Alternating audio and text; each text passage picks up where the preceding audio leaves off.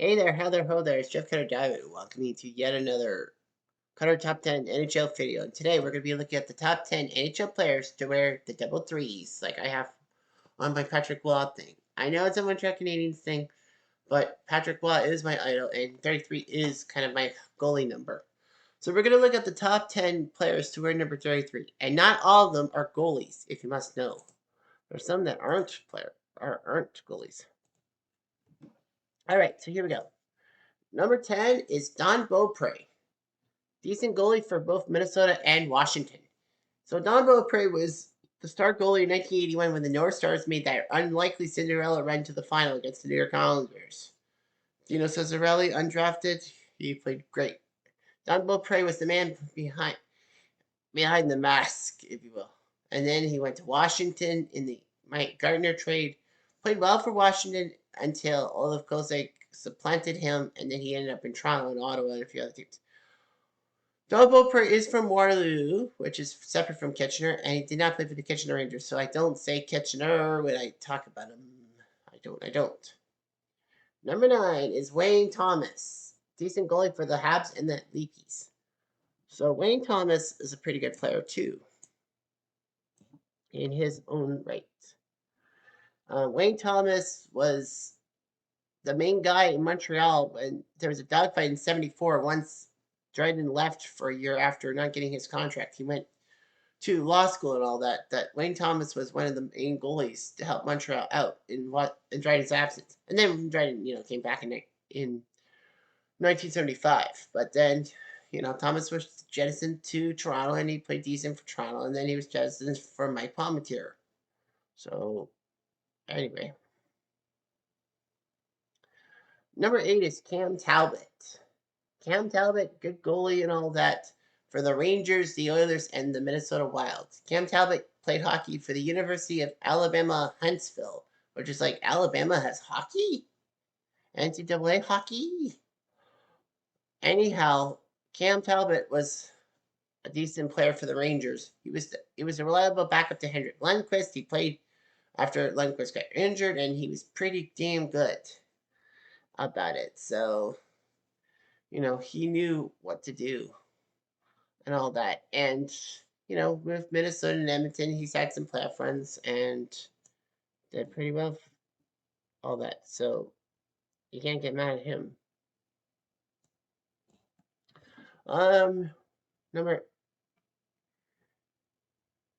Number 7 is Chris Draper. Chris Draper was a decent playing forward for the Detroit Red Wings and Calgary Flames, among others. Yeah, Chris Draper was more of a fourth liner who could play like a first liner when he had to.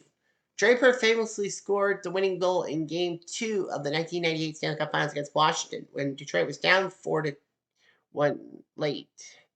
Detroit pulled off the upset, and Chris Draper scored in overtime, and Gary Thorne for ESPN raved about Chris Draper. Said the only forward who had not scored a goal in the 1998 playoffs. And Chris Draper was a hero. And, his tight checking worked out. Number 6 is Marty McSorley. Marty McSorley would probably have been higher on this list, but because of the way his career ended, it was hurtful. So anyway, Marty McSorley was this powerful defenseman. People forget that he actually started in Pittsburgh, then went to Edmonton in the Craig Simpson deal. McSorley would start off life in Pittsburgh, went to Edmonton, would be the bodyguard for Gretzky, and then he traded to Los Angeles in the Wayne Gretzky trade. Gretzky himself wanted McSorley in the trade and said he wouldn't do it unless McSorley was running. And it's a deal. They also added Mike Krushelewski to the Kings alongside Gretzky for Martin Jelena, Jimmy Carson, 3 first round picks that went nowhere, and 15 million smackaroonies. So anyway, that's what ended up happening. McSorley would do well for LA, being Gretzky's bodyguard and all that. He would fly around the league with the Rangers, Penguins, and back to the Kings. Unfortunately, as a member of the Bruins in 2000, he wanted to fight Donald Brashear, but tapped him on the helmet a little too badly, and Brashear got a concussion and all that. McSorley was badly chased. He was given a massive suspension. The NHL was worrying about his trial and all that. So McSorley, in essence, that was a career-ending suspension. Number 5 is Brian Boucher. Brian Boucher was a star goalie for the Philadelphia Flyers and the Phoenix Coyotes, among others. Brian Boucher was a decent goalie. He came out of freaking nowhere in the 2000 playoffs for the Flyers, being their main goalie in that playoff run, which almost saw them get to the conference final, to the Stanley Cup Finals, but lost a 3-1 series lead to the Devils. Boucher would be remembered for being the Coyote who's got 6 straight shutouts, over 470 minutes of shutout hockey. He was just pretty good. Too bad he never won the Vezina now. So anyway, Brian Boucher was a strong goalie. And then in 2010, he came back to the Flyers and was part of the Flyers when they were making that drive to the Stanley Cup Finals against Chicago. So Brian Boucher, a good player. He kind of is an awkward commentator for TNT, but it is what it is. Number 4 is Stuart Graham. You'd be thinking, who the heck is Stuart Graham? Is he a guy from the 1940s? No. Stuart Graham was Chicago's captain in the late 80s, early 90s. Captain in the 90s when Doug Wilson was traded to the Sharks. Stuart Graham was a hard-nosed player from the Regina Pats. He was playing for Chicago. He was doing pretty good, and they gave him the C as captain once Doug Wilson left. Stuart Graham deserved the C because of his gritty play, and let's not forget about his hat trick in Game 4 of the Stanley Cup Finals in the first period against the Penguins, but it ended up being all for naught, losing 6-5. So Stuart Graham was a great player and all that. He became Chicago's first black captain, and a rarity, a captain that actually had indigenous ties. But yeah, Stuart Graham, that moment can't be denied. Number 3 is Henrik Sedin. Yeah, the top 3 are basically legends. But yeah, number 3 has to be Henrik Sedin. Part of the Sedin twins alongside Daniel, number 22.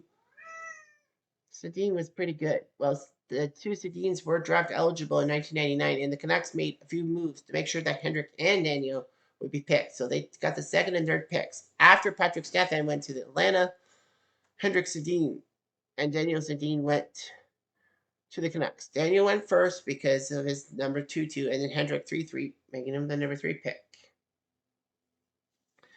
It was a weird gamble, but it worked for the Canucks. The Sedins came through the system and did pretty well for themselves in the mid-2000s till the 2010s. So Sedin, was always known as the goal scorer. Daniel was known as the playmaker. Henrik became captain of the Canucks, won the Art Ross Trophy for scoring leader, and, part of the Twinsies. Number 2 is Daniel Chara. So Daniel Chara, great defenseman for the Boston Bruins, but it wasn't always this way. He was actually drafted by the New York Islanders and then traded to Ottawa in the alongside Jason Spezza's draft rights for Alex Yashin. The Islanders just had to have Yashin after Ottawa basically got rid of him. So Daniel Chara was this towering guy, 6'9". So Ottawa loved him.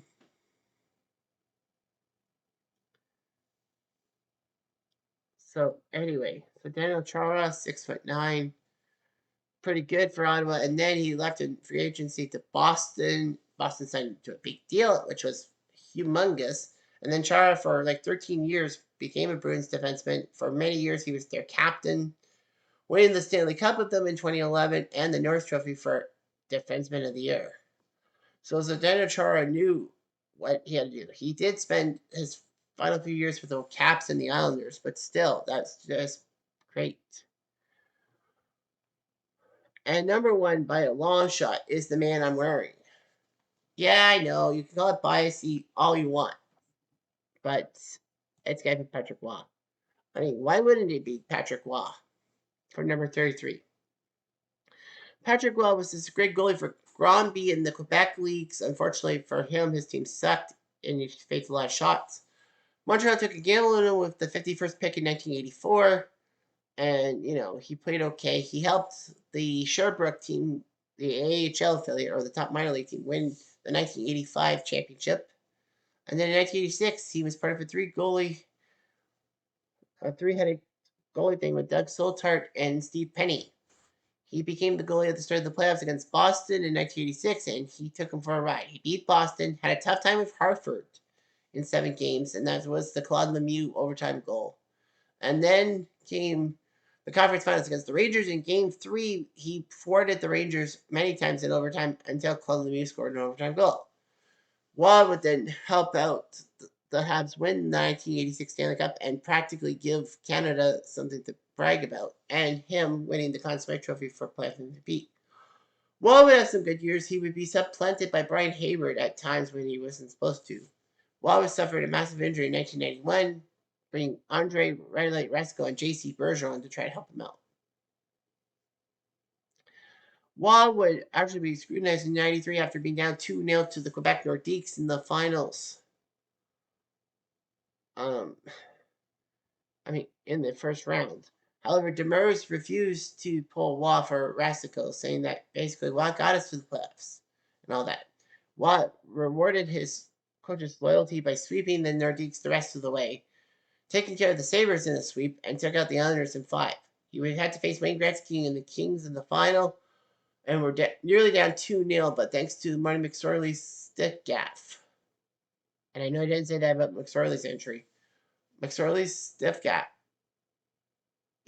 gaff was enough for the Canadiens to tie the game in regulation, win in overtime, and win 2 more overtime games, in essence.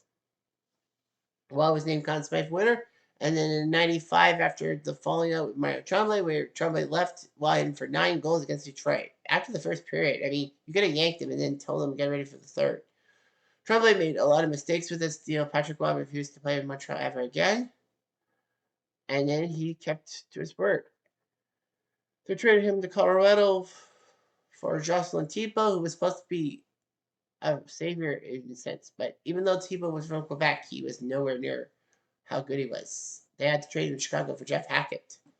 So anyway, Waugh in Colorado had a great environment. Colorado beat Detroit in the 96 conference finals, get to the Stanley Cup finals, sweep the Panthers. It was over. Waugh didn't win the Conn Smythe with Sakic, but still, that was pretty good. And then Waugh played his heart out till 2003, winning the Stanley Cup in 2001 for the Avalanche, which honestly was Ray Bourque's cup to win. So anyway, he did that, and then he retired after 2003.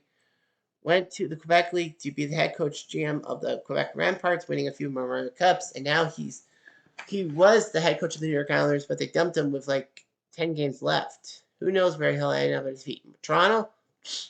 Don't make me laugh. Anyway, I'm Jeff Diamond. Adieu.